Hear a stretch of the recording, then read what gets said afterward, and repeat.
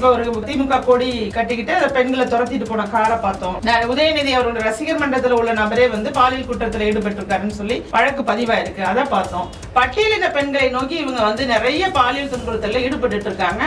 அவங்க போய் வழக்கும் கொடுக்க முடியல. காவல்துறை அணுகினாலும் காவலர்களும் வந்து அதை வழக்கா எடுத்துக்கிறது இல்ல. பெரிய மன உளைச்சலையும் மன அழுத்தத்திலையும் பெண்கள் இருக்காங்க.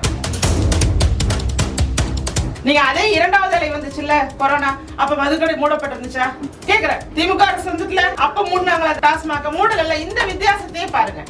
அப்ப மக்களை ஒரு நோய் வந்து தாக்குதுங்கும் போது கூட அந்த டாஸ்மாக் மூடணுங்கிற எண்ணம் இல்லாத அரசாக திமுக இருக்கு. கருப்பு சட்டை போட்டுட்டு கருப்பு கொடியை வச்சுட்டு டாஸ்மாக் மூடணும்னு சொல்லி சென்ற ஆட்சியில நின்னவங்க அவர்கள் ஆட்சிக்கு வந்த பிறகு என்ன செஞ்சாங்க?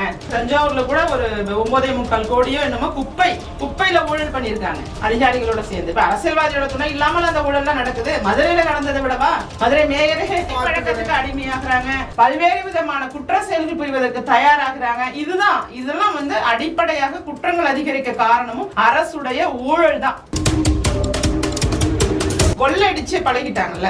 அப்ப அந்த கொள்ளையடிக்க அதிகாரத்துல இருந்துட்டு கொள்ளையடிக்கிறதுக்கு வாய்ப்பு குறையறதுனால அதுக்கு எதிராகத்தான் அவங்க பேசுவாங்க. இது ஒன்றும் ஒரு பெரிய விஷயமே கிடையாது. உங்களுக்கு அவ எதிர்ப்பதே பணியாக இருந்ததுனாலதான் நீங்க 9 முறை சட்டமன்ற உறுப்பினராக அமைச்சரா இருந்திருக்கீங்க. 9 முறை சட்டமன்ற உறுப்பினர் இருந்தீங்க. அப்ப அதோட உங்களோட பிரதானமான கொள்கையாக நீங்க திமுகவை எதிர்ப்பு. அதிமுக உருவானதே திமுக எதிர்ப்புல. திமுக தொடர்ச்சியாக நாடகங்களை அரங்கேற்றி துறை வாரியாக நீங்க விவசாய மேலே குண்டாஸ் போட்டது திமுக.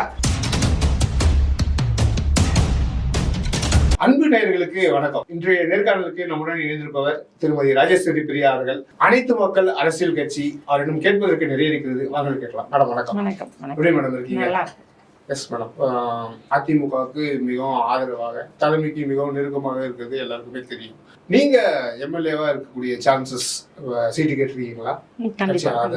அரசியல் பயணத்தோட நோக்கமே மக்களுக்கு நம்ம மக்கள் பிரதிநிதி ஆகணுங்கிறது தானே. அதிகாரத்தை நோக்கி நகரணும்னு நினைக்கிறதுனாலதான் அரசியல்ல பயணிக்கிறோம். நிச்சயமாக நான் 2026 தேர்தல்ல கண்டிப்பாக பங்கெடுப்பேங்கிற நம்பிக்கையோட உங்கள் என்னும் லீடரை எங்களுடைய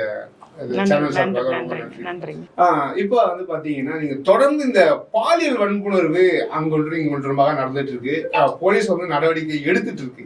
பட் ஆனா வந்து இந்த திமுக ஆட்கள் ஏதோ 1-2 பேர் இந்த தவறு செய்யறாங்க. கட்சியும் நடவடிக்கை எடுக்குது. பட் ஆனா திமுக தலைமையே வந்து தவறு செய்வது போல நீங்க சித்தரிச்சு பாதுகாப்பு கொடுக்குது திமுக அப்படின்ற அந்த ரீதியில வந்து குற்றம் சாட்டுவது சரியா அப்படின்ற ஒரு கேள்வி வைக்கிறாங்கல்ல. இதை நம்ம எப்படி எடுத்துக்கிறது? அதாவதுங்க, பாலியல் வன்கொடுமை அங்குன்றும் இங்குன்றும் நடக்கல. இப்ப திமுக ஆட்சியில தொடர்ச்சியாக நீங்க ஒரு நாளைக்கு ஒரு நியூஸ் குறைந்தபட்சம் நீங்க கேட்காம பார்க்காம இருக்க முடியாது. ஏதோ ஒரு இடத்துல வயசு வித்தியாசம் இல்லாம ஒண்ணு முதியோரா இருக்கக்கூடிய ஒரு பெண்களை கூட 80 வயசு மூதாட்டில இருந்து 8 வயசு 5 வயசு சிறுமிங்க வரைக்குமே அன்றாடம் பாதிக்கப்படக்கூடிய ஒரு சூழ்நிலை வந்திருக்கு. இதுல பொது இடங்கள்லயும் சம்பவங்கள் அதான் அதிகமாகிறதுனால, அதாவது பல்கலைக்கழகத்துல இந்த மாதிரி கோயம்புத்தூர்ல ஒரு இடத்துல இதெல்லாம் அதிகமாகும் போது சட்ட ஒழுங்கு சீர்கெட்டு இருக்கு. இதுக்கு வந்து திமுக வந்து சரியான முறையில ஆட்சி நடத்த தெரியல, காவல்துறை சரியான முறையில செயல்படல, இங்க வந்து ஒரு நிர்வாக குறைபாடு இருக்குங்கிறத நாம ஒரு புறம் வைக்கிறோம். மற்றொன்று, இந்த பாலியல் வன்கொடுமைகளை நம்ம வந்து முற்றிலுமாக ஒழிக்க முடியுமா அப்படின்னு கேட்டா நானுமே ஏத்துக்கிறேங்க. இது முடியாது. உடனடியாக முற்றிலுமா எங்கேயுமே நடக்காம காப்பாற்ற முடியுமானா முடியாது. ஆனால் கட்டுப்படுத்த முடியும். குற்றங்களோட எண்ணிக்கையை குறைக்க முடியும். தமிழ்நாட்டோட மகளிர் ஆணையம் சொல்லுது 40% இருந்து 50% வரை குற்றங்கள் அதிகமா இருக்குன்னு சொல்றாங்க. அப்ப அதிகமா இருக்கு அப்படிங்கிற இடம் எதை காட்டுது? திமுகவுடைய ஆட்சி சரியில்லை, பெண்களுக்கு பாதுகாப்பு வழங்க முடியலங்கிறத தானே ஸ்ட்ரைட்டாவே அதுதானே நமக்கு அதை காட்டுது. அவங்க ஏன் முடியலன்னா அங்கதான் நீங்க இப்ப கேட்ட கேள்வி. குற்றவாளிகளுக்கு விரைவாக தாமதம் இல்லாம சரியான தண்டனையை பெற்று தரணும். என்ன தண்டனை வாங்கி கொடுத்திருக்காங்க? ஒரு 10 வருஷம். அதாவதுங்க, இதுல வந்து சார்னு ஒருத்தர் பின்னாடி இருந்தாரு தெரியுமா? நீங்க அததான் சார்னு ஒரு ஆளே இல்லன்ட்டாங்க. யார் அந்த சார்னு எல்லாரும் நம்ம கேட்டோம். அந்த பிரச்சனைக்கு இன்னுமே நமக்கு விடை தெரியாது. அது இல்லவே இல்லன்ட்டாங்க. அப்படி ஒரு சாரே இல்லன்ட்டாங்க. நீங்க கரெக்டா கேக்குறீங்க. இப்ப ஒண்ணுத்துக்கு என்னன்னா, முன்னாடி உள்ள ஆள் மட்டும்தான் அங்க தெரியுது. அந்த குற்றத்திற்கு பின்னாடி ஒரு பெரும் புள்ளி இருக்காங்க. அந்த இடத்தை நோக்கி நம்ம நகர வேண்டியது இருக்கு. அதுல வந்து திமுகவினருடைய பங்களிப்பு, திமுக கொடி கட்டிக்கிட்டு அந்த பெண்களை துரத்திட்டு போன காரை பார்த்தோம். உதயநிதி அவரோட ரசிகர் மன்றத்துல உள்ள நபரே வந்து பாலியல் குற்றத்துல ஈடுபட்டிருக்காருன்னு சொல்லி வழக்கு பதிவாயிருக்கு, அதை பார்த்தோம். இது மாதிரி எல்லாம் இருக்கும்போது என்ன தோணுதுன்னா, அந்த திமுக இருக்கிறத குற்றம் செய்வதற்கான ஒரு அங்கீகாரமாக என்ன எதுவும் பண்ண முடியாது, நான் வந்து கட்சியில இருக்கேன், பதவியில இருக்கேன், என் மேல வழக்கு பதிவு பண்ண முடியாது, எஃப்ஐஆர் போட முடியாது அப்படிங்கிற மாதிரி ஒரு அகங்கார போக்கோடையும் அதிகார துஷ்பிரயோகத்தோடையும் செயல்பட்டு இருக்கு திமுகங்கிறதுனாலதான் இதுக்கு திமுகவும் ஒரு உடந்தையா இருக்கு. இந்த விழுப்புரம் சம்பவத்துக்கு ஒட்டுமொத்த பாதுகாப்பு கொடுக்குறாங்கன்ற ரீதியில தானே எதிர்கட்சி தலைவர் வந்து குற்றச்சாட்டு வச்சிருக்காரு. எந்த விழுப்புரம் சம்பவம்? விழுப்புரத்துல ஒரு பெண் வந்து ஒன்றிய செயலாளரே வந்து திமுக ஒன்றிய செயலாளரே வந்து வன்கொடுமை பண்ணது. ஆமாங்க, அதுதான் சொல்றேன். திமுகவினர் நீங்க இப்ப தெரிஞ்சது அப்படிங்கிறது விழுப்புரத்தோட ஒன்றிய செயலாளர் தெரியுது, தெரியாம எவ்வளவு இடத்துல எவ்வளவு நடந்துகிட்டு இருக்கு சம்பவங்கள் அப்படின்னு பாத்தீங்கன்னா ஏகப்பட்டது நடக்குது. இன்னும் குறிப்பாக சொல்லணும்னா பட்டியலின பெண்களை நோக்கி இவங்க வந்து நிறைய பாலியல் துன்புறுத்தல ஈடுபட்டு இருக்காங்க. அவங்க போய் வழக்கும் கொடுக்க முடியல, காவல்துறை அணுகினாலும் காவலர்களும் வந்து அதை வழக்கா எடுத்துக்கிறது இல்ல. பெரிய மன உளைச்சலையும் மன அழுத்த பெண்கள் இருக்காங்க. இது முற்றிலுமாக பெண்களுக்கு எதிரான ஒரு ஆட்சி நடக்குது. பெண்கள் அதை புரிஞ்சுக்கணும். ஒரு 1000 ரூபாய் கொடுக்குறாங்க அப்படின்னா அந்த 1000 ரூபாய் உங்களுடைய வரி பணத்துல இருந்து கொடுக்கப்படுகிறதே தவிர நீங்க 1000 ரூபாய் கொடுக்கறதுனால திமுக அப்படிங்கிறது வந்து நமக்கு 1000 ரூபாய் கொடுக்குறாங்கன்னு பெண்கள் நினைக்க கூடாது. உண்மையை புரிஞ்சுக்கணும். நமக்கு பாதுகாப்பு இல்ல, நம்மள அவமானப்படுத்துறாங்க, ஓசி பஸ் சொல்றாங்க, பொது இடத்துல வந்து பெண்களை இழிவாக தரக்குறைவாக தராதரமே இல்லாம மேடையில ஒரு மூத்த அமைச்சர் பொன்முடி அவர்கள் பேசுறாரு. ஒட்டுமொத்த பெண்களுமே, தமிழகத்தில் உள்ள ஒட்டுமொத்த பெண்களுமே எதிர்த்து குரல் எழுப்பி அந்த குரல் எழுப்ப முடியுதோ இல்லையா உங்களால, குறைந்தபட்சம் தேர்தலையாவது அந்த கோபத்தை வெளிக்காட்ட வேண்டாமா? ஒரு எம்பி கேட்கிறாரு, எல்லாரும் பவுடர் அடிச்சிருக்கீங்களா, ஃபேர் அண்ட் லவ்லி போட்டிருக்கீங்களா, உங்களுக்கு 1000 ரூபாய் வருதா, பலன்னு தெரியுறீங்கிறாரு. அவங்க வீட்டு பெண்கள்கிட்ட போய் நம்ம அப்படி பேச முடியுமா? அப்ப என்ன விதத்துல அவங்க நடந்துக்கிறாங்க? ஒரு அதிகாரத்துல இருந்தா நம்ம என்ன வேணாலும் பேசலாம், எப்படி வேணாலும் பேசலாம். மேடையில இருந்துட்டு நீ எஸ்சி தானமான்னு கேக்குறது, மனுக்குழுக்கு அந்த பெண்ணை அப்படி தலையில தட்டி அப்படி வாங்குறது. அவங்க கட்சிக்குள்ள உள்ள பெண்களே சொல்றாங்க எங்களை மதிக்கிறது இல்ல, எங்களை ரொம்ப இல்ட்ரீட் பண்றாங்க. ஒரு கவுன்சிலர் மேல கால் மேல ஏறி இப்படி நடந்து போறத கூட நம்ம பார்த்தோம். பெண்கள் அப்படிங்கிறவங்க திமுகவை 1% கூட ஆதரிக்க கூடாது. குறிப்பா தன்மானம் உள்ள பெண்கள் இன்னைக்கு வந்து தனியா சொந்த கால நிக்கிறாங்க. நிறைய பெண்கள் சுயமரியாதையோட சொந்த கால நிக்கிறாங்க. அப்படிலாம் இருக்கும் போது இவர்கள் கொடுக்கிற 1000 ரூபாயாலையும் இவர்கள் கொடுக்கிற இலவச பேருந்தினாலே மட்டுமே வந்து பெண்கள் ஓட்டு போட்டுருவாங்கன்னு நினைச்சிட்டு இருக்க திமுகவுக்கு தக்க பதிலடியை கொடுக்க வேண்டும். தக்க பதிலடியை பெண்கள் கொடுப்பாங்க, உறுதியா கொடுப்பாங்க. இது எல்லாத்துக்குமே அடிப்படை காரணம் போதைன்ற ஒரு மிகப்பெரிய குற்றச்சாட்டு இருக்கிறீங்க. நீங்க டாஸ்மார்க்லயே போய் பல போராட்டங்களை நடத்துனதை நம்ம வந்து நிறைய சோசியல் மீடியாலயும் பார்த்துருக்கோம், நம்ம நேர்ல பேட்டியை எடுத்திருக்கோம். இதுக்கு வந்து அடிப்படை டாஸ்மார்க்னா டாஸ்மார்க் அதிமுக தானே எடுத்துட்டு வந்ததுன்ற அந்த ஒரு குற்றச்சாட்டு தானே வைக்கிறாங்க. இல்லங்க, நீங்க முதல்ல வந்து மதுவிலக்கு அமல்படுத்தப்பட்ட மாநிலமாக தமிழகம் இருந்தப்ப யார் கொண்டுட்டு வந்தா அவங்களுக்கு மதுவைங்க? கருணாநிதி அவர்கள். அப்புறம் என்னங்க இதுல நீங்க இந்த மாதிரியான, ஏன்னா ஒவ்வொரு படிநிலையிலையும் மக்களுடைய அரசே விக்குது அப்படின்ற அந்த குற்றச்சாட்டு தானே மேடம் வைக்கிறீங்க. அந்த குற்றச்சாட்டுக்கு அரசே விற்கக்கூடியதுக்கு ஜெயலலிதா அவர்கள் தான் டாஸ்மார்க் எடுத்து வந்தாங்க. குற்றச்சாட்டு அரசே விற்குது அப்படிங்கறதுல நிறைய அவங்க சொன்னது வந்து கட்டுப்பாடு நமக்கு கீழே இருக்கும். ஒரு மதுங்கிற விஷயத்தை கட்டுப்படுத்தணும் அப்படிங்கும் போது அந்த கட்டுப்பாடு ஒரு கவர்மெண்ட் கிட்ட இருக்கும் போது அதிகமாகாம பார்த்து கொள்ளலாம், கட்டுப்படுத்தலாம், மதுக்கடைகளை கொஞ்சம் கொஞ்சமா மூடலாம், படிப்படியாக குறைக்கலாம், மதுவிலக்குக்கு ஏற்ற மாநிலமாக மாற்றலாம் அப்படிங்கிற பாயிண்ட்ஸ் இருக்கு. அதுல நீங்க அத வந்து இந்த கவர்மெண்ட் எல்லாம் பண்ணாங்களா அப்படிங்கிறது இப்ப சென்ற ஆட்சியில கடைகள் நிறைய மூடப்பட்டது உங்களுக்கும் தெரிஞ்சிருக்கும். இன்னும் சொல்றேன், கொரோனா காலகட்டத்துல 41 நாள் 42 நாள் கம்ப்ளீட்டா வந்து டாஸ்மாக் கடைகளை மூடி வச்சிருந்தவர் திரு எடப்பாடி கே பழனிசாமி அவர்கள். நீங்க அதே 2வது அலை வந்துச்சுல்ல கொரோனா, அப்ப மதுக்கடை மூடப்பட்டிருந்துச்சா கேக்குறேன். திமுக அரசு வந்துட்டுல அப்ப மூடினாங்களா டாஸ்மாக? மூடல. இந்த வித்தியாசத்தையே பாருங்க. அப்ப மக்களை ஒரு நோய் வந்து தாக்குதுங்கும் போது கூட அந்த டாஸ்மாக மூடணுங்கிற எண்ணம் இல்லாத அரசாக திமுக இருக்கு. கருப்பு சட்டை போட்டுட்டு கருப்பு கொடியை வச்சுட்டு டாஸ்மாக மூடணும்னு சொல்லி சென்ற ஆட்சியில நின்னவங்க அவர்கள் ஆட்சிக்கு வந்த பிறகு என்ன செஞ்சாங்க? 500 கடைகள் மூடினாங்க. எத்தனை கடைகள் திறந்தாங்கன்னு தெரியுமா உங்களுக்கு? 500 கடைகள் மூடினாங்க. அந்த 500 கடைகளும் குறிப்பாக வியாபாரம் எங்கெங்கெல்லாம் குறைவா இருக்கோ அந்த கடைகளை மூடினாங்க. இதுல மக்களுக்கு பலனளிக்கும் வகையில வந்து ஒரு மக்கள் கம்ப்ளைண்ட் பண்ணி போராடி அல்லல் பட்டு அப்படி மூடின கடைகள் கொஞ்சம் இருக்கு. ஆனா மீதம் உள்ளவை அனைத்துமே வியாபாரம் குறைவா இருக்கு அப்படிங்கிற அடிப்படையில மூடப்பட்டதுதான். அடுத்து ஊழல் குற்றச்சாட்டுகள் அப்படின்னு சொல்லி எடுக்கும்போது இவங்க என்ன சொல்றாங்கன்னா, அதிமுக அமைச்சர்கள் ஊழல் செய்யலையா, எங்க மேல என்ன இது வரைக்கும் வந்து நாங்க வந்து தண்டிக்கப்பட்டிருக்கோம் மாற்ற திமுக கேள்வி கேட்கலாம். இப்ப தண்டிக்கப்படுவாங்க, நீங்க அது வரைக்கும் வெயிட் பண்ணுங்க. அதுதான் எடப்பாடி சொல்றாரு, நாங்க ஆட்சி மாறினோடனே நாங்க வந்து அவங்க மேல நடவடிக்கை எடுப்போம்னு சொல்றாரு. ஏங்க அப்படி இருந்தா நீங்க ஊழல் யாரு செஞ்சாலும் நம்ம வந்து சட்டத்தின் குற்றம் நிரூபிக்கப்பட்டா தண்டனை அனுபவிக்கப்படும். இன்னைக்கு பொன்முடி அவர்கள் வந்து எப்படி போய் கோர்ட்ல எப்படி பேசினாங்கிறத நம்ம கண் கூட பார்த்தோம். இன்னைக்கு அடுத்தடுத்து இருக்கக்கூடிய நிறைய அமைச்சர்கள் மேல தெளிவான குற்றங்கள் நிரூபிக்கும் வகையில இருக்கு.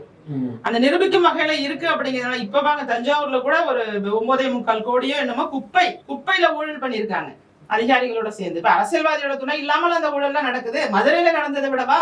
மதுரை மேயரே இல்ல அங்க 200 கோடி டாஸ்மாக்ல ஊழல் சொல்லி 1000 கோடிக்கு மேல ஊழல்னு சொல்லி பார்த்தோம். எல்லாமே பார்க்கணும். அப்ப ஊழல் எல்லாமே நிரூபிக்கப்பட அளவுக்கு இருக்கிறதுனாலதான் இன்னைக்கு செய்தியாக வருது. நீங்க சொல்வது போல இது வந்து ஒரு சும்மா பேசிட்டு அரசியலுக்காக பேசிட்டு போறாங்க அப்படிலாம் கிடையாது. இங்க ஒவ்வொருத்தருடைய ஊழலும் தெளிவாக இந்த துறைக்கு இவ்வளவு அமௌண்ட் ஒதுக்கி இருக்காங்க, இதுக்கு 10 கோடி ரூபாய் இந்த குப்பைக்கு இதுக்காக ஒதுக்கிக்கிறாங்க. அந்த குப்பையை தனியா பிரிக்க வேண்டிய வேலை இருக்கு, அந்த வேலையே பண்ணாம வேலை செஞ்சதாக பதிவிடப்பட்டிருக்கு. அப்ப அங்க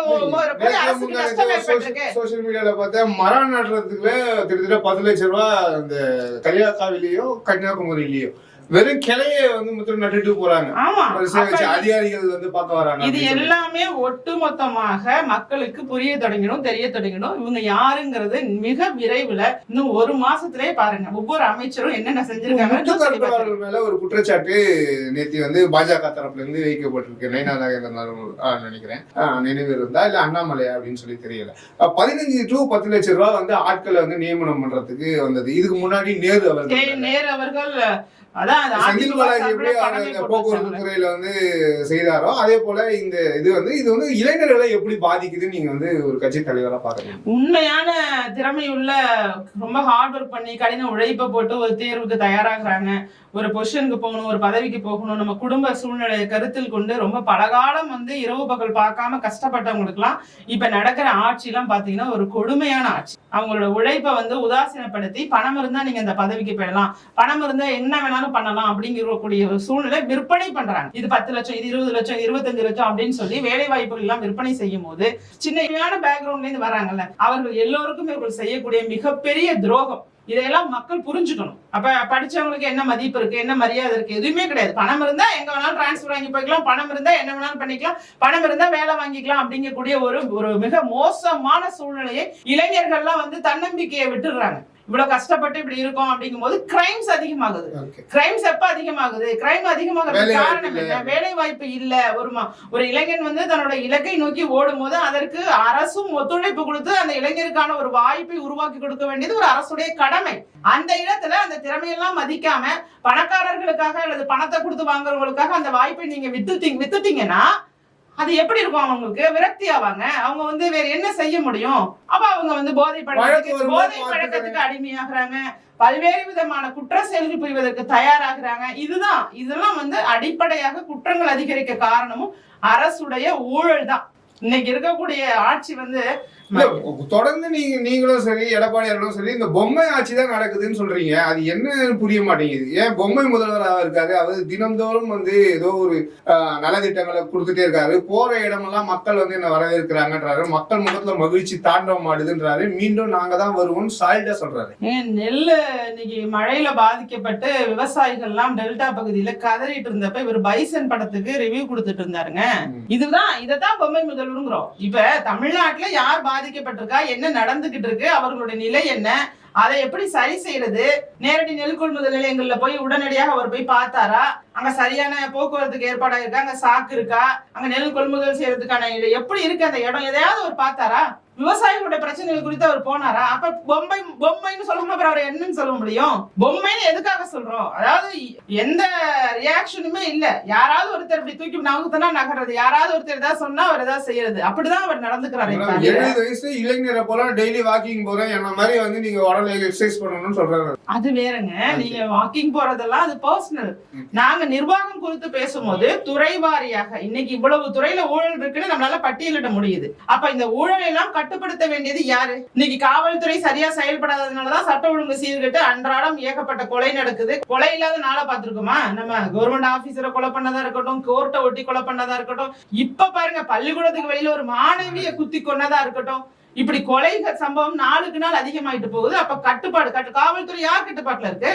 முதல்வர் கட்டுப்பாட்டுல தானே இருக்கு. அப்ப அதையே அவர் சரியா செய்யலையே. அவருடைய துறையாக இருக்கக்கூடிய காவல்துறையை கூட அவரால் சரியாக செயல்படுத்த முடியாம இன்னைக்கு குற்றங்களோட எண்ணிக்கையும் அதிகமா இருக்கு, பாலியல் கொடுமை அதிகமா இருக்கு, போக்சோ குழந்தைகளுக்கு எதிரான வன்மங்களும் அதிகமா இருக்கு, எல்லாமே அதிகமா இருக்கு. அவரை பொம்மைன்னு சொல்லாம நம்ம எப்படி சொல்ல முடியும் அவரை? அதனாலதான் சொல்றோம், நீங்க நிர்வாகம் சரியாக செய்தால், உங்களுடைய வேலையில நீங்க சரியா இருந்து மக்களை வந்து உங்களுக்கு கொடுக்கப்பட்ட வாய்ப்பு, நீங்க பொய் வாக்குறுதிகளை கொடுத்து மக்களை ஏமாத்தி ஆட்சிக்கு வந்துட்டீங்க. ஒரு குறைந்தபட்சமாவது அவர்கள் பக்கம் இன்னைக்கு நீங்க வந்து தேர்தல் அறிக்கையில கொடுத்த வாக்குறுதிகளை நிறைவேற்றலன்னு நாங்க சொல்லல. உங்களுடைய கூட்டணி கட்சியில இருக்கக்கூடிய கம்யூனிஸ்டை சார்ந்த சண்முகம் அவர்கள் சொல்றாரு, சண்முகம் அவர்கள் சொல்றாரு, இன்னும் கூட்டணியில இருக்கக்கூடிய எல்லாருமே சொல்றாங்க பெண்களுக்கு பாதுகாப்பு இல்ல அப்படிங்கறது உங்க கூட்டணியில சொல்றாங்க. பட்டியலின மக்களை வந்து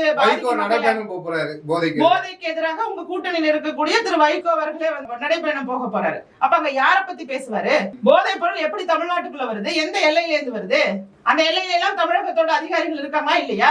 அப்ப அந்த அதிகாரிகள் யார் கட்டுப்பாட்டுல இருக்காங்க? அரசு என்ன செஞ்சிட்டு இருக்கு? ரயில் வழி வருதா, பஸ் வழி வருதா, லாரி வருது, எந்த வழியா வருது? அப்ப அங்கங்க உள்ள சோதனை சாவடிகளை நீங்க சரியான முறையில சோதனை பண்ணல.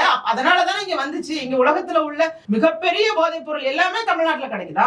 மெத்தபெட்டமைன், சூடமைன், இன்னும் பல பெயர்கள் சொல்றாங்க. பல்வேறு விதமான உலக சந்தையில மிக விலை உயர்ந்த போதைப் பொருள் வரைக்கும் இங்க வந்துட்டு, விலை குறைவான போதைப் பொருள் வரைக்கும் அந்த பள்ளி மாணவர்கள் கூட பயன்படுத்தும் வகையில் விற்பனையாகுது. சாக்லேட் வடிவத்துல வருது, கூலிப்புங்கிறாங்க, 8வது 9வது பிள்ளைங்க பயன்படுத்துறாங்கன்னு ஒரு அதிர்ச்சியா இருக்கு.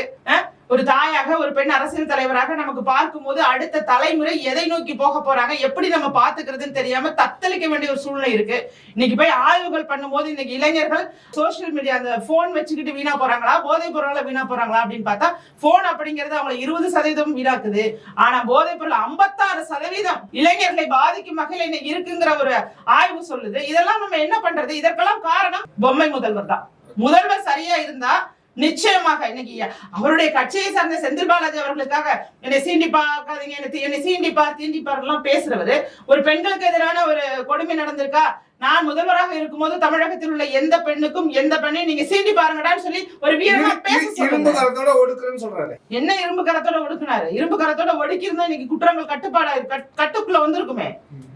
நீங்க விரைவு நீதிமன்றங்கள் இருக்கு. இன்னைக்கு எத்தனை உண்மை குற்றவாளிகள் தண்டனைக்கு போறாங்க அத பாருங்க. குற்றவாளிகள் தண்டிக்கப்படக்கூடாதுங்கிறது தானே எல்லாருடைய நோக்கமும். ஆனால் குற்றவாளி தண்டிக்கப்படணுமா இல்லையா? நீங்க குற்றவாளி குற்றம் நிரூபிக்கப்பட்டால் தானே புதிதாக அமெண்ட்மெண்ட் பண்ணப்பட்ட பாலியல் கொடுமைகளுக்கு எதிரான சட்டங்களை நீங்க வந்து தண்டனையா கொடுக்க முடியும். ஆனால் அந்த இடத்திலேயே குற்றவாளி தான் நிரபராதின்னு சொல்லி தப்பிச்சிடறானே, அவனுக்கு அப்புறம் தண்டனைக்கு போகல. அப்ப அரசு மேல்முறையீடு செய்யணும். என்னுடைய ஆட்சியில ஒரு பாலியல் குற்றவாளி கூட தப்பிக்க கூடாது, நான் தப்பிக்க விட மாட்டேன் அப்படிங்கிற மாதிரியான ஒரு ஆட்சி முறையை செய்தால்தான் அவங்க பெண்களுக்கு பாதுகாப்பு கொடுக்கக்கூடிய அல்லது தமிழக மக்களை வந்து நேசிக்கக்கூடிய ஒரு நல்ல முதல்வராக பார்க்கப்படுவார். அந்த வாய்ப்பை எல்லாம் அவர் எதுவுமே யூட்டிலைஸ் பண்ணலன்னா ஒரு பொம்மை முதல்வராகத்தான் பார்க்கப்படுவார். டெட் தேர்வுன்னு ஆமா டிஇடி அதான் டீச்சர்ஸ்க்கு கேக்குறாங்க. உச்சநீதிமன்றம் அந்த தேர்வு எழுதணும் அப்படின்னு சொல்லியாச்சு. பட் ஆனா வந்து முதல்வர் வந்து இந்த தேர்வு வேண்டாம் அப்படின்னு சொல்றத வந்து விமர்சனம் பண்றீங்க. ஏன் பல டீச்சர்ஸ் பாதிக்கப்படுறாங்கன்னு கேக்குறாரு. எல்லா இடத்துலயுமே திமுக பிரச்சனை என்னன்னா, நீட்டுக்கு எடுத்துட்டாலும் சரி, டெட்டுக்கு எடுத்துட்டாலும் சரி, அதுல ஒரு பக்கத்தை பாக்குறாங்க, இன்னொரு பக்கத்தை பாக்குறது இல்ல. உண்மையாகவே திறமை வாய்ந்தவர்களுக்கு வாய்ப்புகள் உருவாக்கப்பட வேண்டும் அப்படிங்கிறதும், வேறு எந்த விதமான லஞ்சம் அதெல்லாம் தவிர்ப்பதற்காகவும் தான் தேர்வுகள் வைக்கணும்னு சொல்லி மத்திய அரசு நினைக்கிறது. அதோட சாராம்சத்தை அவங்க புரிஞ்சுக்க மாட்டாங்க. ஏன்னா எந்தெந்த இடத்துல எல்லாம் எவ்வளவு பணம் வாங்க முடியும், இப்ப அந்த மாதிரி இவங்களுக்கு கொள்ளையடிச்சு பழகிட்டாங்கல்ல. அப்ப அந்த கொள்ளையடிக்க அதிகாரத்துல இருந்துட்டு கொள்ளையடிக்கிறதுக்கு வாய்ப்பு குறையறதுனால அதுக்கு எதிராகத்தான் அவங்க பேசுவாங்க. இது ஒன்னும் ஒரு பெரிய விஷயமே கிடையாது. உங்களுக்கு கடைசி கேள்வியா இந்த கூட்டணி விவகாரத்தை உள்ள போயிடுவாங்க. KS செங்கோட்டையன் நல்லா உங்களுக்கு நல்லா தெரியும் நினைக்கிறேன். நீங்க நல்ல பழக்கம் உள்ளவர்கள் தான் நீங்களும். அவர் வந்து இன்னைக்கு தவாகவா திமுகவா அப்படின்ற அந்த நிலைமைக்கு தள்ளப்பட்டிருக்கார். அதுக்கு காரணம் எடப்பாடி அவர்கள் தான். நான் வந்து மனம் உடைந்து போயிருக்கேன்னு சொல்ல நேற்று பேட்டியும் கொடுத்ததை நீங்க பாத்திருப்பீங்க. இதை வந்து நீங்க உங்க அரசியல் கட்சி அது ஒரு தனி மனிதர், அவருடைய தனி மனிதர் சொல்ல முடியாது மேடம். அவர் எம்ஜிஆர் காலத்துல இருந்தவர், ஜெயலலிதா அவர்களுக்கு தேர்தல் சுற்றுப்பயணத்துக்கு இருந்த ஒரு முன்னோடி தானே மேடம் அதிமுக. அதெல்லாம் நான் மறுக்கலங்க. அதெல்லாம் ஒரு ஜனநாயக ரீதியா அவர் கேள்வி கேட்கிறாரு, அதுக்கு வந்து ஒரு பதில் சொன்னாங்க. அவர் வந்து ஏதோ கட்சிக்கு ஆப்போசிட்டா எதுவும் கேட்ட மாதிரி தெரியலையே. இல்ல அது வந்துங்க இப்ப நாம வந்து அதை பத்தி பேசுறதை விட அவங்க கட்சிக்குள்ள நிறைய பொறுப்பாளர்கள் இருக்காங்க, கட்சி தலைமை இருக்காங்க. உண்மையாகவே அவர் நீக்கப்பட்ட போது ஏதாவது எதிர்ப்பா குரல் எழுந்தா அப்படின்னு பாருங்க. நீங்க ஒரு எல்லா கட்சிக்குள்ளேயும் ஜனநாயகம் இருக்கு. இப்ப ஒரு முடிவு எடுக்கப்படும் போது அந்த முடிவு பிடிக்கலன்னா நிச்சயமாகவே அதை எதிர்த்து குரல்கள் வருமா இல்லையா? கண்டிப்பா வரும்ல. அப்ப அந்த குரல் வரல அப்படிங்கும் போது எல்லோருடைய விருப்பமாகவும் தான் அந்த முடிவு பார்க்கப்படுது. அப்ப அந்த முடிவை பத்தி நாம விமர்சிக்கிறதுக்கு அங்க ஒண்ணுமே இல்லை. அதன் பிறகு அந்த முடிவுக்கு பிறகு திரு செங்கோட்டையன் அவர்கள் என்ன முடிவு எடுக்கிறார் அப்படிங்கிறது அவருடைய அரசியல் பயணத்தை அவர் நிர்ணயிக்கிறார். ஆனால் அது நான் பர்சனலா என்ன கேட்டீங்கன்னா உங்களுடைய அனுபவத்திற்கு அப்படிங்கும் போது நீங்க என்ன முடிவு எடுக்கலாம், இல்ல அமைதியா இருந்து நீங்க மீண்டும் வேறு முடிவு நீங்க இத்தனை வருடமாக பயணித்த கட்சிக்காக நீங்க ஏதாவது பண்ணணும்னு நினைக்கணும். அதுதான் ஒரிஜினலா இருக்கும். இப்ப நீங்க உண்மையா நேசிச்சிட்டீங்கன்னு வச்சுங்களேன், ஏதோ ஒரு வகையில அவர்களே நமக்கு வந்து நம்மள என்ன பண்ணனாலும் நம்ம நேசித்த கட்சி நம்ம அப்பல இருந்து இருக்கோம் அப்படின்னு சொன்னா அவர்களுக்கு ஒரு மறைமுக உதவியாக கூட இருந்து அவர்கள் வெற்றி பெறுவதற்கான ஒரு விஷயமா நீங்க இருந்தீங்கன்னா தான் அந்த உண்மை அரசியல் அப்படிங்கிறது அங்க இருக்கும். அது இல்ல அப்படின்னு சொன்னா அங்க ஒரு சுயநல அரசியல் தான் நிலவும். சுயநலமா எனக்கு என்ன அப்படிங்கிற மாதிரி தான் நீங்க நான் அப்படிங்கிற இடத்துக்கு போயிடுறாரு. அப்ப அவர் என்ன முடிவெடுத்தாலும் ராஜினாமா செய்துட்டாரு. அதுல இருந்து அவர் நகர போறாருன்னு தெரியுது. நீங்க அவரை நல்லா அறிந்ததுனால சொல்றேன், திமுக போகிறதுக்கு சான்சஸ் இருக்குன்னு பாக்குறீங்களா நீங்க? ஏன்னா முத்துசாமி அவர்களும் அதே ஏரியாவை சேர்ந்தவர் தான். கொங்கு மண்டலத்துல இருவருமே வந்து ஒரு நல்ல ஒரு இது கூட. இது வந்து அதிமுக பின்னடைவா இருக்காதா? நான் மீண்டும் சொல்றேங்க, அதாவது நீங்க இத்தனை ஆண்டு காலமாக எதை நோக்கி பயணிச்சீங்களோ அந்த தலைவர்களை மதிச்சிருந்தீங்கன்னா உங்களுடைய முடிவு அப்படிங்கிறது கொஞ்சம் நிதானமாகத்தான் எடுக்கப்பட வேண்டும். நீங்க எங்க போனாலுமே எதுக்கு போனாலுமே சொல்றேன், அவசரமாக முடிவெடுக்க வேண்டிய ஒரு நிலை இருக்கக்கூடாதுங்கிறதா என்னுடைய கருத்து. ஏன்னா நீங்க இத்தனை ஆண்டுகளாக திமுகவை எதிர்ப்பதே பணியாக இருந்ததுனாலதான் நீங்க 9 முறை சட்டமன்ற உறுப்பினராக அமைச்சரா இருந்திருக்கீங்க. 9 முறை சட்டமன்ற உறுப்பினர் இருந்தீங்க. அப்ப அதோட உங்களோட பிரதானமான கொள்கையாக நீங்க திமுகவை எதிர்ப்பதுதான். அதிமுக உருவானதே திமுக எதிர்ப்புல. அப்ப இவரு மூத்தவரா இருக்கிறதுனால அதேதான் பிரதானமா. அப்ப திடீர்னு மாத்துறாங்க அப்படின்னு சொன்னா அதுல வேற எதுவுமே இல்ல, சுயநலம் அப்படிங்கிற ஒரே கான்செப்ட் தானே அதுல இருக்கும். அதனால கிட்டத்தட்ட நிறைய அதிமுகவினர் மந்திரியாவே இருக்காங்க. அது உண்மை. 8-9 பேர் அதிமுகவானு நீங்க பல பேருக்கு சந்தேகம். மிக முக்கிய இடத்துலயும் இவர மாதிரி ஒருத்தர் உண்டான செந்தில் பாலாஜியை பத்தி முதல்வர் புகழ்ந்து தள்ளுறது. சேகர் பாபு அவர்களா இருக்கட்டும், முத்துசாமி அவர்களா இருக்கட்டும், எல்லாருமே தென் மாவட்டத்துல தூத்துக்குடி இருக்காங்க அனிதா ராதாகிருஷ்ணன். ஆமா, எல்லாருமே அதிமுக தான். 8-9 பேர் இருக்காங்க. ஆமா, எல்லாமே அவர்களும் நல்ல அமைச்சரா தான் இருக்காங்க. அதனால ஒரு பொதுவா திமுக யாருக்குமே அறிவில்லைங்கிற மாதிரி தான் அவங்களும் நடந்துக்குவாங்க. திமுகவும் அதுல எந்த மாற்று கருத்தும் இல்ல. பாப்போம் என்ன நடக்குதோ நடக்கட்டும். ஆனா என்னோட எந்த அளவுக்கு அதிமுக பின்னடைவா இருக்கணும். ஏன்னா ஒரு 3-4 தொகுதிகள்ல இது பின்னடைவா இருக்கும்னு சொல்லி மூத்த பத்திரிகையாளர் வந்து பேட்டி கொடுத்ததையும் நம்ம பார்த்திருக்கோம். அரசியல் விமர்சகர்களும் சொல்றாங்க. இன்னைக்கு வந்து எல்லாரையும் அரவணைச்சு போறக்கூடிய இடத்துல தான் இருக்கணும். இப்ப ஜெயலலிதா அவர்கள் இருந்தாருங்க, அவங்க இருக்கும்போது தன்னை விமர்சித்தவங்க ராதா ரவி விமர்சிக்காதது கிடையாது, எஸ் சந்திரன் அவர்கள் விமர்சிக்காதது கிடையாது. எவ்வளவு பேர் விமர்சித்தாங்க. ஆனா அத்தனை பேரையும் அரவணைச்சு அவங்களை அழகு பார்த்தவங்க தான் ஜெயலலிதா அவர்கள். ஆனா எடப்பாடி அவர்கள் வந்து தான் இந்த இது அப்படின்னு சொல்லி அந்த ஒரு கட்டணத்தோட போறாரோன்ற அந்த ஒரு கேள்வி இன்னைக்கு எழும்புது. அதுதான் நான் முன்னாடியே சொன்னேங்க. அப்படி ஒருவேளை அவர் முடிவு வந்து பிடிக்கலன்னா அந்த கட்சிக்குள்ள உள்ள ஜனநாயகத்துக்கு மத்தவங்க குரல் எழுப்பியிருப்பாங்க. ஓகே, அதத்தான் நான் சொல்றேன். நீங்க சொல்றதே வந்து அப்ப அங்க பலரால எடுக்கப்படுற முடிவா இருக்குது அப்படிங்கிற மாதிரி நான் பாக்குறேன். ஏன்னா நீங்க கேக்குறது சரிதான், நீங்க எல்லாரையும் அரவணைச்சிட்டு போகணும்னு நினைக்கிறது ஒரு பக்கம் இருக்குங்க. அப்படிதான் எம்ஜிஆர் அவர்கள் பண்ணாரு. எஸ்டிஎஸ் அவர்கள் பேசினதை விட அவரையும் அமைச்சராகி அழகு பார்த்தவர் தான் எம்ஜிஆர் அவர்கள். நீங்க மனிதர்களுடைய பண்புகள் அப்படிங்கறதே இன்னைக்கு வந்து நீங்க அன்னைக்கு இருக்கிறவங்களோட இன்னைக்கு நம்ம வந்து ஒப்பிட்டு பேச, இன்னைக்கு வந்து ஒருத்தர் எதிரா மாறிட்டாங்கன்னா அவங்க ஒரு ஆளா இருக்க மாட்டாங்க, ஒட்டுமொத்த பேரையுமே காலி பண்ணலாம். அந்த மாதிரி அரசியல் சூழ்நிலை அப்படிங்கிறது மாறிடுச்சு. அப்ப ஒரு கட்சி தலைமையாக இருந்து யோசிக்கும் போது அந்த கட்சி தலைமை நன்மைகள் அதிகமா இருக்கா தீமைகள் அதிகமா இருக்காங்கிறத பார்த்துதான் ஒரு முடிவுக்கு வர முடியும். அதன் அடிப்படையில அவங்க எடுத்த முடிவாதான் அது இருக்கும். அப்படிதான் இருக்கும். யாருமே நல்ல விஷயத்த நல்லதை வந்து இழக்கணும்னு நினைக்க மாட்டாங்க. ரைட்டா இல்லையா? அடிப்படை தானே. இப்ப நீங்க சொல்ற மாதிரி அதுவும் குறிப்பாக அரசியல்ல ஆள்பலம் அப்படிங்கிறது ஒரு முக்கியமான இடம் தான். கூட்டத்தை நம்ம சேர்க்கணுங்கிறதும் அது இருக்கிறவங்களை நம்ம அரவணைக்கணுங்கிறதும் இது எல்லாமே முக்கியமானதான். அதையும் தாண்டி ஒரு முடிவு எடுக்கப்பட்டிருக்குன்னா அதை சூழ்ந்துள்ள சூழ்ச்சிகள் இருக்கும். அந்த சூழ்ச்சிகள்ல போனா இன்னும் நம்ம ஒரு படி கீழே இறங்கிடுவோங்கிற ஒரு நிலைக்கு வரும்போதுதான் இது மாதிரியான ஒரு முடிவை தலைமை எடுத்திருக்கும். அந்த அடிப்படையில எனக்கு என்ன பொறுத்த வரைக்கும் அது அவர்கள் கட்சி. நாம ஒன்னும் நீங்க கூட்டணியில போறீங்க, சீட்டு கேக்குறீங்க, இது உங்களுக்கும் ஒரு பாதிப்பா இருக்கும்ன்ற அந்த ஒரு கேள்வியை நீங்க யோசிச்சிருப்பீங்க. இல்ல பாதிப்பெல்லாம் ஒண்ணுமே இல்லைங்க. இப்ப ஒவ்வொரு தொகுதியிலுமே திமுக மேல வெறுப்பு வந்துருச்சு, எதிர்ப்பலை உருவாயிடுச்சு. இன்னொன்னு இப்ப பாஜக கூட்டணியோட அதிமுக இருக்கும்போது அதிமுக வந்து நிச்சயமாகவே மக்களுக்காக நிறைய செய்வாங்கிற ஒரு நம்பிக்கை அவங்களுக்கு இருக்கு. ஏன்னா இதுல உள்ள மைனஸ் சொல்றேன். இப்ப திமுக வந்து பாஜகவை எதிர்க்கணுங்கிற ஒரு மனநிலையிலேயே மக்களுக்கு நிறைய விஷயத்த செய்ய முடியாம தடுத்துக்கிட்டே இருக்காங்க. அத மக்கள் புரியுற காலகட்டத்துக்கு வந்துட்டாங்க. இன்னைக்கு வந்து மத்திய அரசோட இணக்கமா இருந்தா நிறைய நிதிகள் நேரடி கொள்முதல் நெல் கொள்முதல் நிலையத்துல பாத்தீங்கன்னா அந்த ஈரப்பதம்ங்கிறது அந்த குறுவை சாகுபடி இப்ப மழை வருதுனால 22% அவங்க ஆட்சியில இருந்தப்ப பரிந்துரை செய்து மத்திய அரசு பரிந்துரை செய்து அவங்க 22% அந்த ஈரப்பதத்தை மாத்துறாங்க. இன்னைக்கு பாத்தீங்கன்னா மத்திய அரசு ஒப்புதல் கொடுக்கலன்னு சொல்லி ஒரு நாடகம் நடத்துறாங்க. அப்ப அந்த நாடகம் அப்படிங்கிறதையே திமுக தொடர்ச்சியாக நாடகங்களை அரங்கேற்றி துறை வாரியாக நீங்க விவசாயம் மேலே குண்டாஸ் போட்டது திமுக. அப்ப நீங்க துறை வாரியாக எல்லோரையுமே சிரமத்துக்கு தான் உள்ளாக்குறீங்க. அப்ப இந்த கூட்டணி மேல இப்ப அதிமுக தலைமையிலான ஒரு கூட்டணி இருக்கு, அவங்க வந்து மத்திய அரசோட இணக்கமா இருக்காங்கன்னா மக்களுக்கு நிறைய வகைகள்ல இங்க நிறைய நல்லது நடக்குங்கிற ஒரு நம்பிக்கை இருக்கு. இது வந்து தனி நபரை பொறுத்து தனி நபர் போயிட்டாங்கன்னா இங்க ஓட்டு விட அதெல்லாம் இல்ல. நீங்க டெசிஷன் மேக்கிங் அப்படிங்கிற ஒரு குரூப் ஆஃப் பீப்புள் அன்னைக்குதான் முடிவெடுப்பாங்க ஓட்டு போட. புரியுதா? உங்களுக்கு கட்சிக்காரவங்க சாதிக்காரவங்க இதெல்லாம் விடுங்க.